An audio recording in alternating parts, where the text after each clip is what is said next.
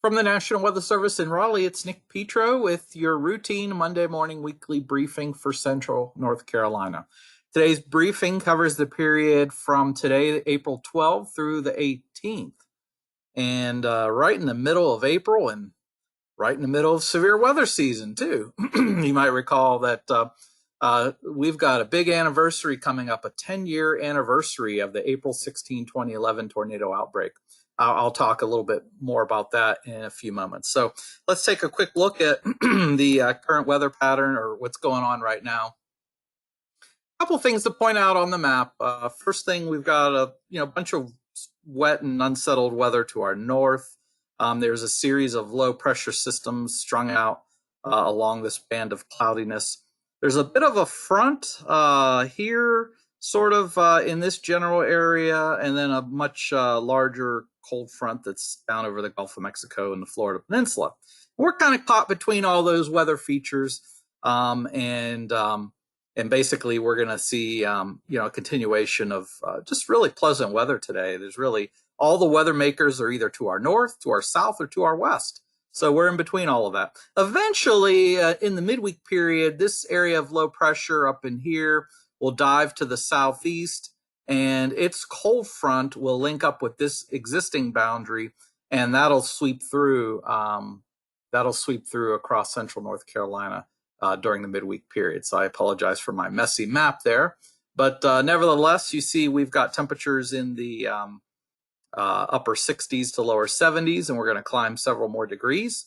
I will call your attention to the dew points. Let me switch this to dew points and look at the difference between the dew points and the air temperature. Here's the air temperature, lower 70s, dew points, lower 40s. And basically, the more these two numbers are separated, the drier the air is. And the closer these two numbers are, again, temperature, dew point, the closer these two numbers are, the more moist or humid it is.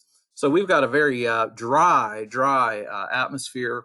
And when I turn on the winds, you can see it's a bit on the breezy side. Wind gusts are breezing up around 15, maybe 20 miles per hour. So what that does is that establishes what we call a increased fire danger.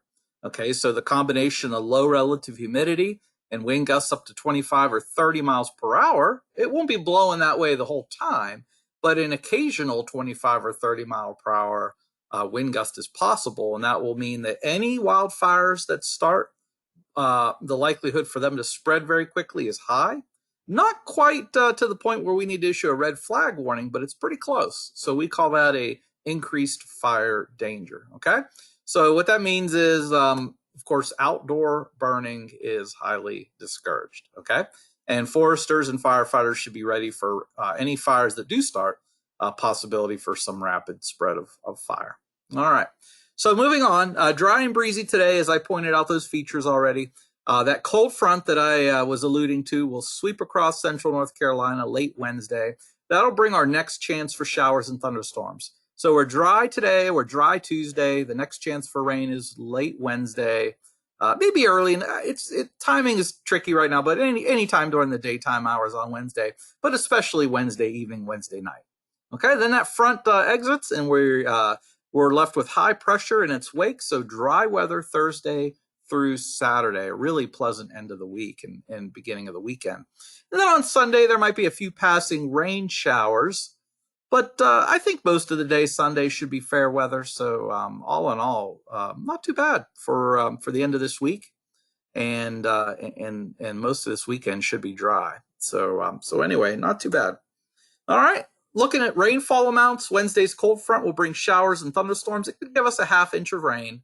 Locations that see thunderstorms may see a little more than that. So generally, most places will see about a half inch. Very light rain amounts possible on Sunday. We're talking, trace amounts, 1/10 of an inch on Sunday, if any at all. Other than that, the remaining days of this briefing, today, Tuesday, Thursday, Friday, Saturday, all of those days are dry. Okay, so when you add it all up, 7-day rainfall totals will be pretty light, less than an inch, probably less than 3/4 of an inch, or maybe even less than that. All right, so that said, there's no flash flood concerns the next 3 days. Now, in terms of severe potential, and I kind of alluded to, hey, we're in mid-April. We're in the peak of the severe weather season. But I will point out that right now we don't see any signs that that front will bring an organized severe weather threat. So looking at the SPC severe weather outlook, we're highlighted in general thunder for Wednesday, but that's it. We're not right now. There's no expectations for organized severe weather. That said, it's mid-April. It'll be warm. Anytime we're in this time of the season, we always have to be on guard for even a very stray severe storm. So I'll always say stay tuned for updates. But right now, nothing right now is widespread in terms of predicted thunderstorm or severe thunderstorm activity. Okay. If anything changes, we'll keep you updated, of course. All right. So looking further down the road, the 8 to 14 day outlook courtesy of Climate Prediction Center suggests at or below normal temperatures and below normal precipitation. All right. Okay. So wrapping it all up, dry and breezy today. Cold front will move through late Wednesday and bring our next chance for showers and thunderstorms. Dry Thursday through Saturday and a few passing rain showers on Sunday, but really should be fair weather most of the day. Don't forget about that increased fire danger today because of the breezy winds and low humidity. Outdoor burning is discouraged. And then, of course, looking ahead to Wednesday, thunderstorms are expected, but right now the severe thunderstorm threat is not forecast at this moment. You'll want to stay tuned for updates in case things change. Okay, so I wanted to call your attention to the National Weather Service Raleigh webpage. Okay, I think you should be able to see that there. All right, so here's our current page. This highlighted area here is for that increased fire danger, but pretty much it applies to all of central North Carolina, quite frankly. But check out this second link here.